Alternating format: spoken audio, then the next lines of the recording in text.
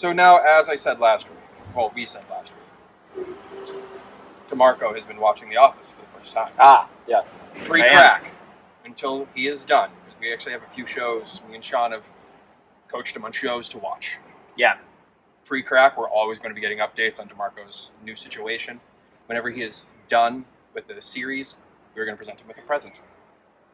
Awesome. Yeah. Well, I'm excited for that. So I already have. I mean, I did the same thing with Michaela. That's true. Yeah. A Dwight bobblehead. Yes. It's great. It's great. Like his from his. Yeah, dad's. the actual. Yeah. Oh yeah, that's what I gave Michaela when she finished. That's awesome. Yeah. Oh, that's perfect. Mm-hmm. That'll be a good prop for the show. Oh, that would be awesome. Yeah. Oh my god, that would be. I got stuff I can bring too. That's awesome. Okay, fantastic. So, but anyway, before we start, DeMarco, please update us on your Office first time watch. All right, so Office first time watch. So Will Ferrell popped up really quick, D'Angelo, and he was a regional manager, stepped in for Michael. Oh, did not last very long.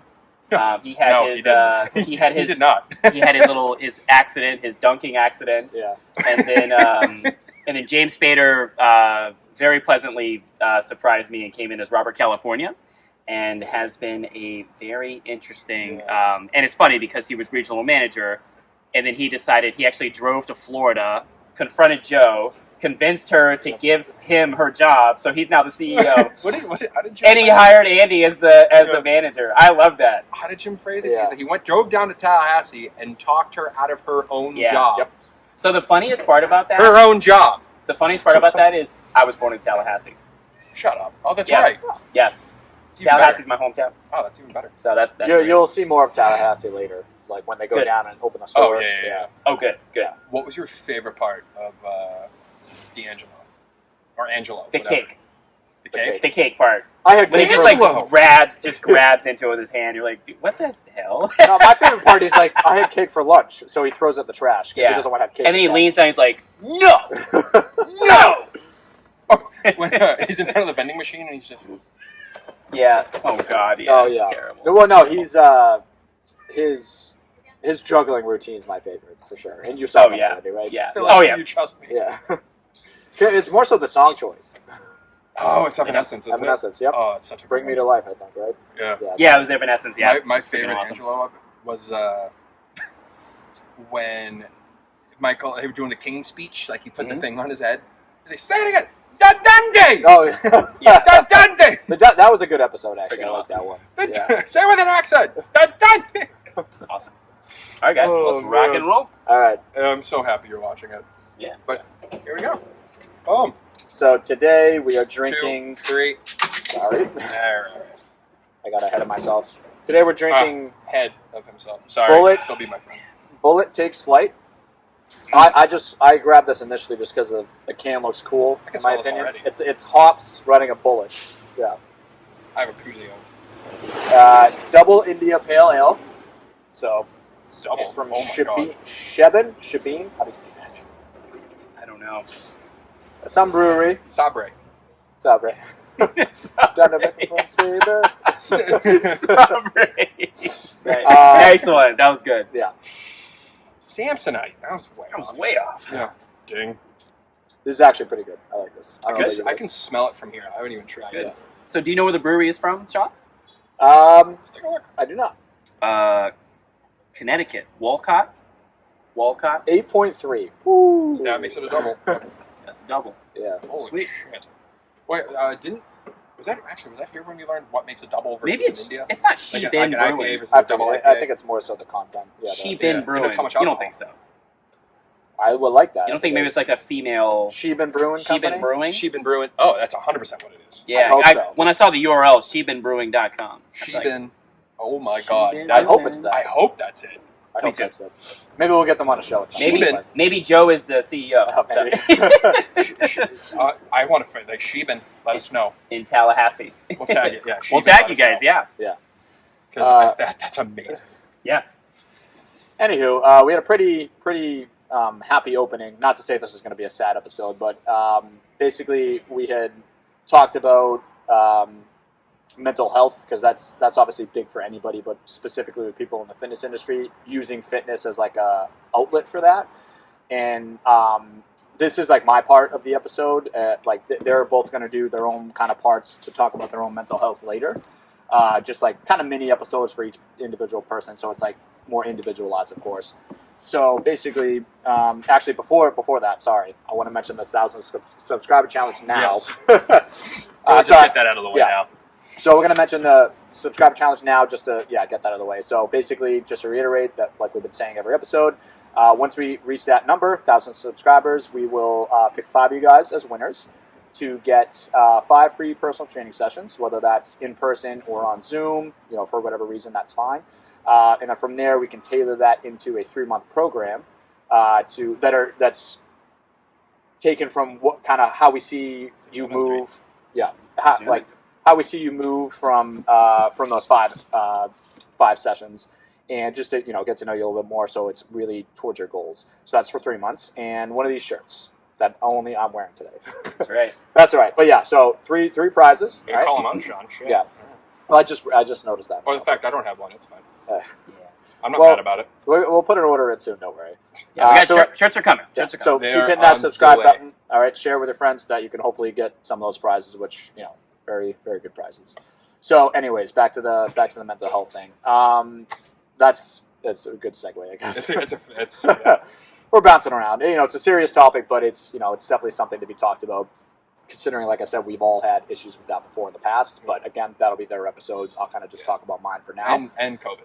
Like, I mean, with pretty much everything that's been going on, it's more important than ever. Like, true. It's mental health time. Especially with like a inevitable, it seems, second shutdown and everything. So basically, I'll kind of walk you through my experience with it, I suppose. Mm-hmm. Not to get too detailed and whatnot, but basically, I was not to interrupt, but like this is Sean's first lead. Like, you're leading the charge today. I guess so. No offense. Yeah. No pressure. No. I mean, I've talked about this before, But so I'm it is also what it really is. looking forward to it. Yeah, I mean, I don't think it's anything, fancy, but it is. Everyone has their own story. It is what it is. But, anyways, I would probably say anxiety and depression didn't creep up on me until about sophomore year of college. So prior to that, I truly had no care in the world, like in a good way, obviously. So like, I loved high school and just I had a lot of friends and whatnot. And I had no reason to ever be sad, to be honest. Like, everyone has their days, of course, but it was like one-offs for sure. And it didn't really become a thing until, like I said, sophomore year of college, when my girlfriend at the time of like almost 4 years broke up with me, like typical stuff. But it all came around a time.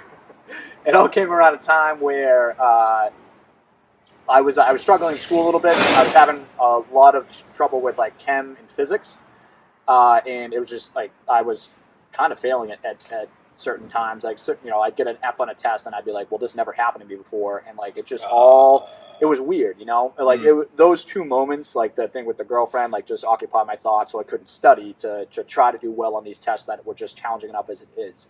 Mm-hmm. And so basically it just kind of opened like a hole for me where any little thing that would happen to me after that seems like a minor inconvenience would bother me way more than it ever would before, just because of those kind of, I mean, one's for sure for me was a traumatic experience with the relationship, but and then the school thing, because I at one point thought I was going to fail out. Like, I didn't think I'd make it to junior year, basically. And you were like 19 at this point? 20 at least. Sophomore, like 19. Yeah, Like, that's a lot for that. Like, you're really just getting exposed to like life's difficulties. And right. Yeah, like I said, I've had it pretty easy before that, so it's like having 2 kind of big things happen all at once, and just like where one affected the other, just like truly made me susceptible, even to this day, to like have little minor things just ruin my whole day and take a little bit to get over. Whereas, prior to that, where I had way less cares in the world, it would, I'd get over that stuff like in an instant, Yeah. So like I said, specifically to this day, like I don't think that'll ever change. I mean, don't get me wrong, my girlfriend now, who I now share a house with and a dog, makes me very happy. Like, she helped pull me out of some dark times, and she didn't even know it. Like, just her being, so her being a presence and just being there for me without even without knowing she had to be there for me, just made all the difference. So I will say I haven't really been depressed in a while, since knowing her. Not that I don't want to need to have somebody to not be depressed, but was kind of the case for a while. I would like to think I could get there on my own, but luckily I'm never going to have to do that again, because because I found her. But regardless, she. I'm sorry, internal awe. Sorry. Oh, well, I was trying to hold it in. I'm sorry. no, you're good, you're good. So again, she helped me for sure without even trying, which is great. And yeah, so like, but stuff still bothers me, like the specifically COVID. Like I know you guys probably had issues with that as well. Just like having everything ripped away from us for a couple months, like way longer than we thought it was going to be. First of all, because we thought it might have been like 2 weeks. Like, oh, gyms are shut down. We're not seeing our clients for a little bit. Oh, I forgot about that. Hopefully a couple weeks we'll be back to normal. And it lasted way longer than that, So the uncertainty of will I even have a job again when this opens up? Like go back to the gyms. I mean, how are my clients doing? Because you can only check in with them so much before they maybe stop answering. And just your own workouts as well. Like we got to work out for sure, like with kettlebells and bodyweight stuff. But it's different in the gym atmosphere. Like we were used to that. Our in and out every day, and it just got taken away from us like that. So hopefully with the inevitable second wave, it sounds, where there's probably going to be another shutdown. Hopefully not as long. It's important to take care of your mental health. Reach out to those who you can talk to about it. So people who also experience issues just because they can relate, but just also people you love and care about, so that they can help you through it. That's the big thing, because if you made it through the first one, you're stronger than you think you are. Mm-hmm. But that doesn't a second one could be tough as well. I don't mean to interrupt you on that. Yeah. So that being said, based off if the second wave does come and your gyms do close down, and you are someone that uses exercise to kind of like, I mean, just for lack of a better term, like appease your demons, your anxiety, your depression, your ADHD, or whatever it is, get the equipment now. Yeah. Everything's back in stock. I've been instructing my clients to do it. Just do it now, because you can be prepared for this one. Yeah, we didn't know before, for sure. But that's exactly right. Because if that's your outlet, that's how you get through things like this. Like, because that's what I had to do for a while. Even before stuff bothered me, even before I experienced anxiety and depression, I used the gym as an outlet. If I had a bad day at work or at school, like whatever, like it's a release. It really is. Like chemically speaking, it like in your body, it like endorphins and whatnot. It's more than just it's beneath the surface, I'll say. So like that became a huge thing for me after I actually started experiencing anxiety and depression. Although there were times where I'd get to the gym, work out for like 10 minutes, and still be so in my head about something else, and I would leave. So like, there were times where like just the anxiety / depression just took over for sure. But ultimately, the gym and just moving and just that did get me through a lot for sure. So that being said, like to Tommy's point, try to get your hands on some equipment now, just so you have stuff to do, because you can prepare for this next wave where beforehand no one really knew. No one knew how long it would take. So it's in the fact that a lot of people didn't have social interaction for a while. It's like some people need that to take their mind off of stuff that bothers them. So that that's definitely a big thing too. And like I know a lot of times we did like stuff over Zoom. I did classes over Zoom, so I can like actually see some of my clients and like private sessions. That was big. But also like that Zoom. was really cool. I was really proud of you guys doing that. Yeah, it's kept us busy for sure, because like we had all this time on our hands and didn't really know what to do. Too much idle time is dangerous. Right. Yeah, and that's the thing for me. It's like if I'm not doing something, like those, those negative thoughts tend to take over even now. But if I'm occupied, because if I'm at work training a bunch of clients, or I'm working on myself, I'm watching a show, whatever, it's a lot easier to kind of just like keep those at bay instead of like just sitting there not knowing what to do and just everything comes flooding in. Mm-hmm. So just I know I'm bouncing around a lot here. That's just how my brain works. But so it's cool. I probably hid the fact that I was very. I mean, everyone gets anxious at times. Like Michaela, my girlfriend, definitely does not experience depression at all. She's very level-headed. Not to say that we aren't, but you know what I mean. But she gets anxious at times, like everybody does. But regardless, I probably didn't tell people or approach anybody about my inner demons, if you want to call it that, until like for a couple of years. Oh God, it's not easy. Like some people can say it off the bat because they know they need the help. I just I didn't want to bother. Sorry, I'm sorry. I didn't mean to. No, it is. Like to admit it. Yeah. There's a certain like pride level like you have to get over. But it took a while to do that. Yeah. For sure. Oh, yeah, that's what I mean. Yeah. Like, it takes a little while to get over that level of like. There's pride, and then there's admission. Like, there's just so many different. It's out of my scope. But Scary, man. It's Yeah. scary. Yeah. It's really scary. I mean, I guess I got closer to finally doing it, and I'll explain how I did it. Like me telling people when I guess got closer to wanting to harm myself. Like I didn't actually ever. Shut up. Seriously? Not. I mean, not that. relatable. I was like that. In Yeah. high school. It was basically Sorry. like Yeah. beforehand. It was just like I knew I was like. I meant like, oh my god, I can relate to you. Sorry. No, right. It's a very relatable thing, but I don't know. I guess around the time where it started to get worse is when I finally decided to take the leap to tell people.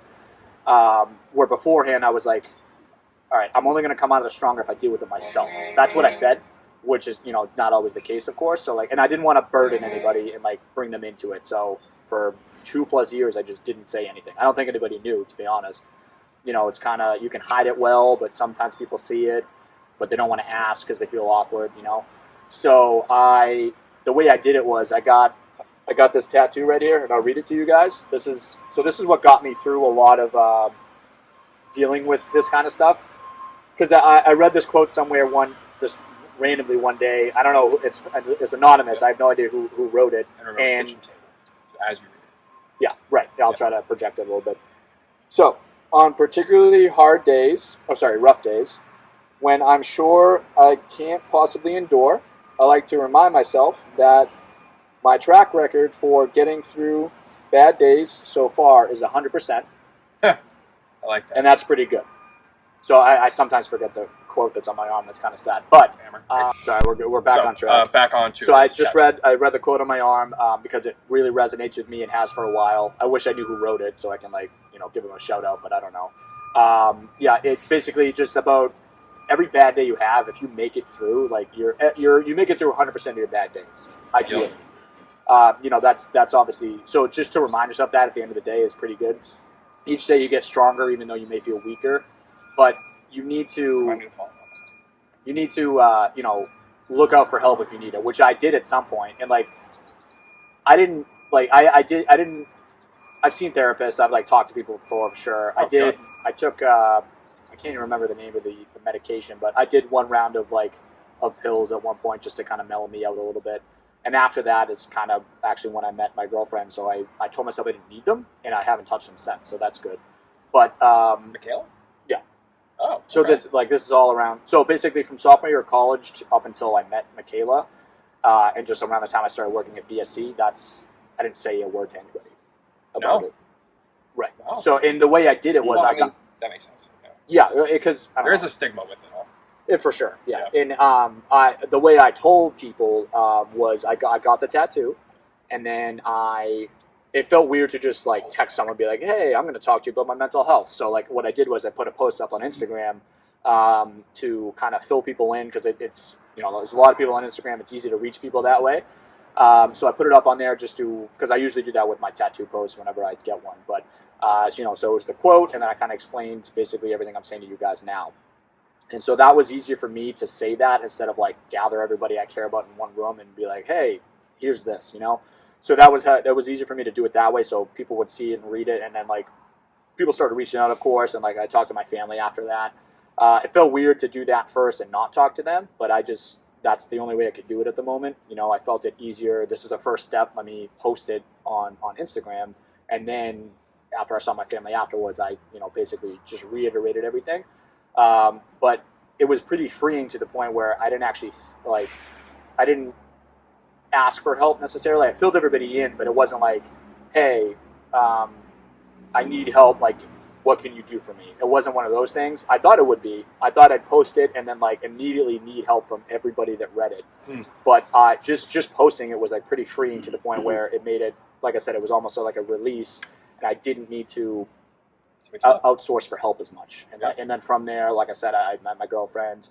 Things started kind of falling into place with work and whatnot. So that's not to say that down the road depression can't creep in. I definitely still have anxiety. Especially now. Especially with this. That's actually what I'm glad. That was, speaking of good segues, that was actually a solid segue. I was going to ask you, how have you been handling? So we actually, even as friends, we haven't really talked about this. So how have you kind of been handling all of this? I mean, there's And definitely. I'm open to if you guys are. Well, I'm open to talk about mine as well. So like, Yeah. you as well. I'm sure you are too. If What you we can do wanted is to a ask. separate episode. If you for wanted that. to ask, there's Right. Yeah. Well, I mean, we can talk for hours about that probably. we definitely could. I mean, But, sorry, go ahead. the way I deal with it is definitely the gym and just like, you know, hanging out with friends, talking to friends who may also have this issue, could just to bounce ideas off of, and because you know they can relate. It's kind of tough to say this to somebody who truly does not have any struggle with this at all, because they can be supportive and listen, which is great if that's what you need. But if you're looking for some like feedback and they have no experience at all, it's kind of tough. Yeah. So it's like you kind of have to Yeah. know who to talk to.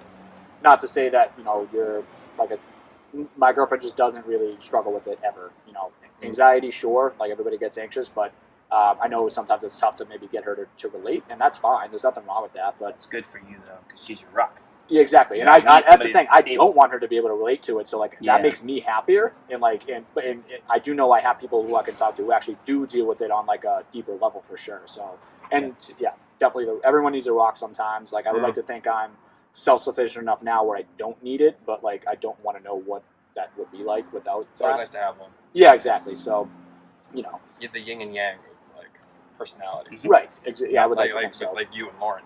Like Shout out to Michaela. shout out Yeah. to Michaela, shout And out to to Lauren. Lauren. Like Lauren. Yeah.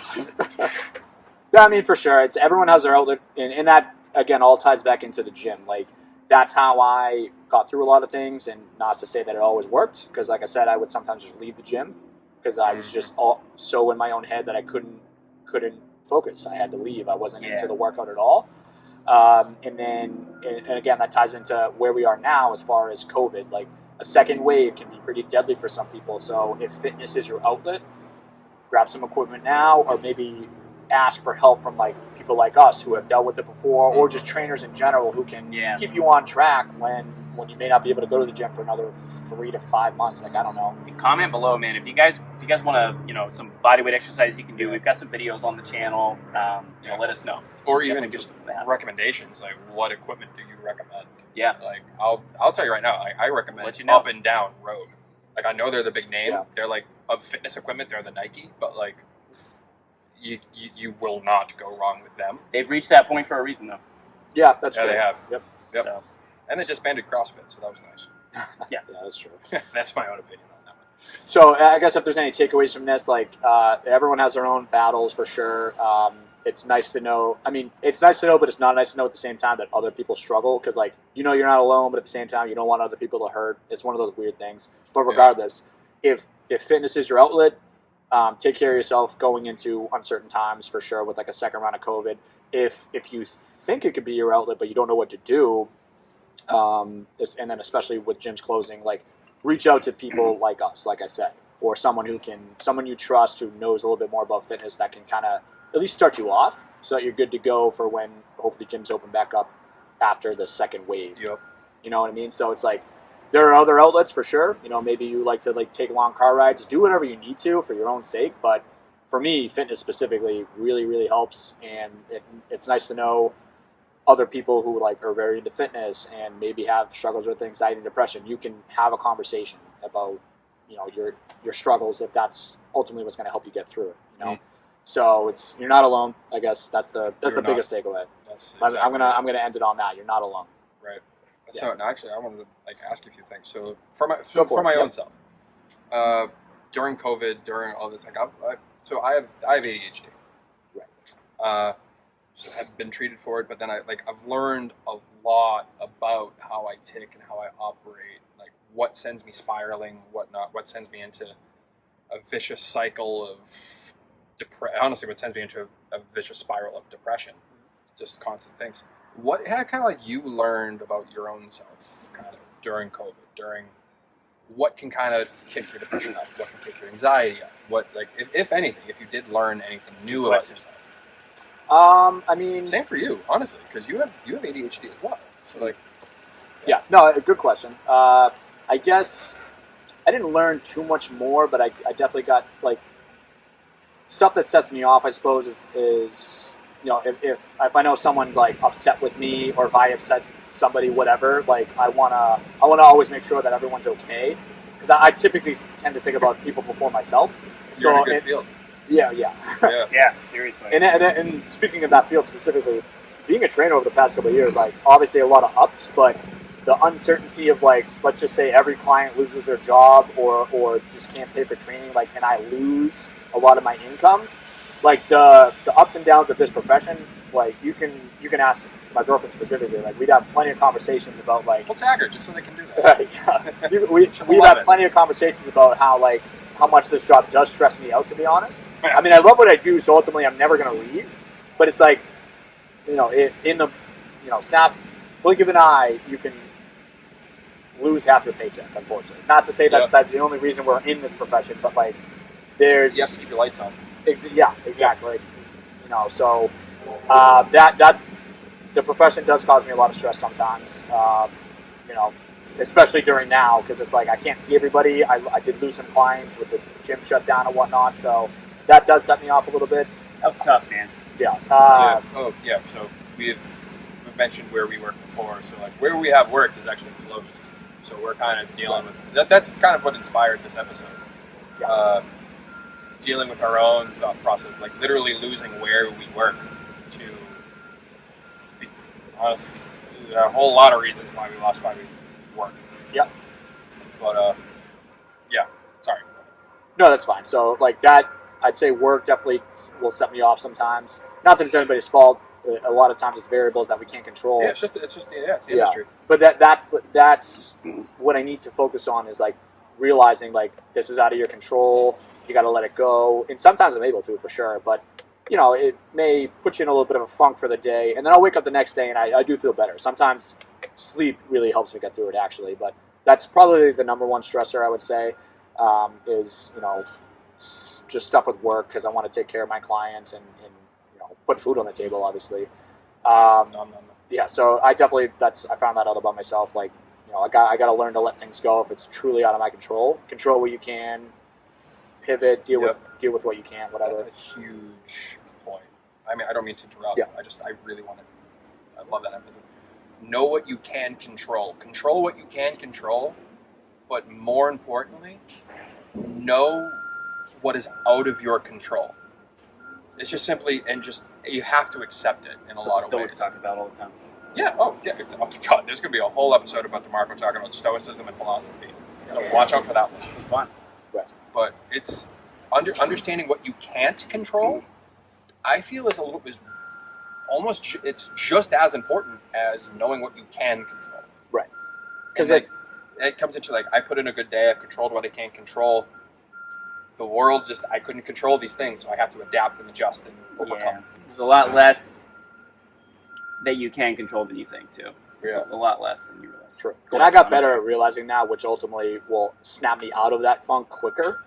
But like the funk still happen, obviously. Oh, yeah. So I definitely, I learned that recently over COVID. If you have the right people in your corner, you'll get through a lot. I've learned that as well. Like these guys specifically having these episodes to do around an uncertain time. Yep. That helped me for sure. And so Yeah.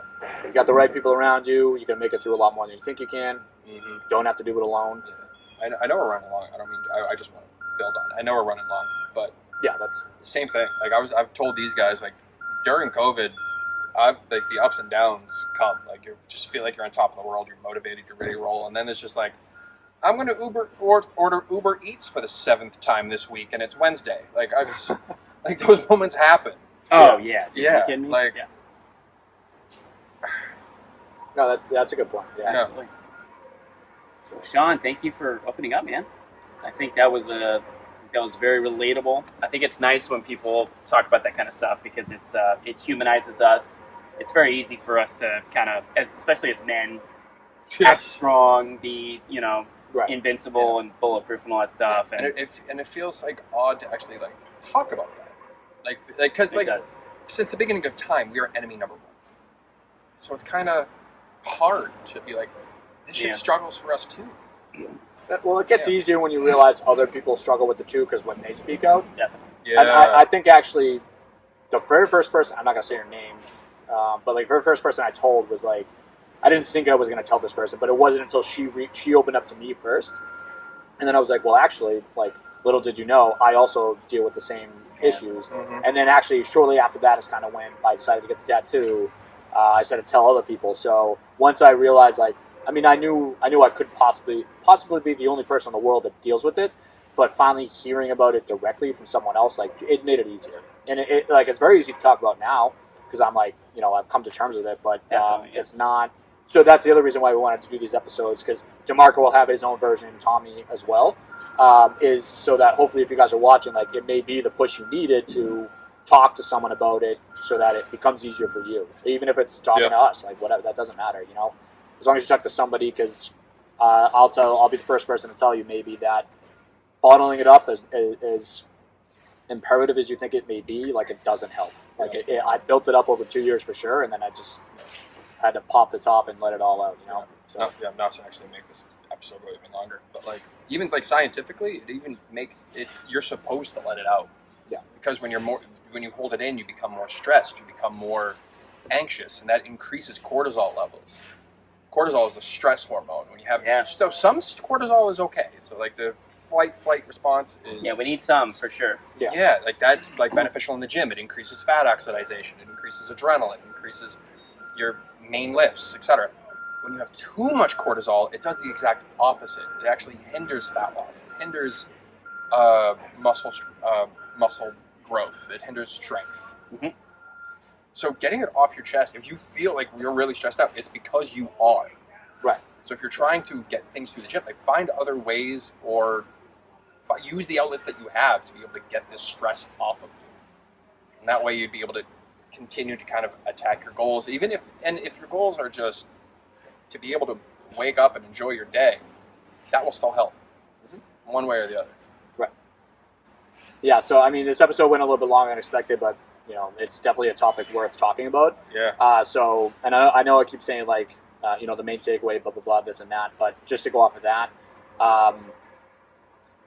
me thinking I'd be a burden to people if I told people, like, I now know that wasn't the case. If you feel like you're a burden to somebody and they kind of give you that reaction when you tell them, you don't need them. Like, no, you should not be a burden to anybody that's, like, worth keeping around. So if that's the case, if you tell someone and they truly just don't care, or like, why are you coming to me with this, get rid of them. There's no need to have that person around. So that's when I started to open up and tell people, like, really nobody had that reaction, which I thought everybody would. So that's, you know, that was a huge thing for me to realize there's a lot more people in your corner than you think, and that's could be what helps you get through it, you know. That's a big change in our generation. I'm really happy about it, and I'm looking forward to see how it grows. Yeah, for sure. Definitely. So we'll wrap that up then. Yeah, that was a great finish. Yeah. So I want to go back over the 1,000 Survivor Challenge. Wow, actually, after a few, it's tough to get my lips around. Hit that sub button if you want those prizes. Just keep doing it. That's all I'll say. Just keep doing it. But so we'll wrap this up, and DeMarco will be coming at you soon enough, and Tommy as well, with their own take on kind of what I just talked about, because everyone's different. Right. But we're all the same at the same time. And that said, I think it would be a discredit to you to not thank you for actually. Oh, dude, that was Yeah, great. thank you, man. thank you. You're welcome. Appreciate your time. It was. Do this. Appreciate your time. Yeah. All right, and remember It's very to important too. Put it. train sorry, your body. Train your body. Train your body. Feed your mind. Put it in my body.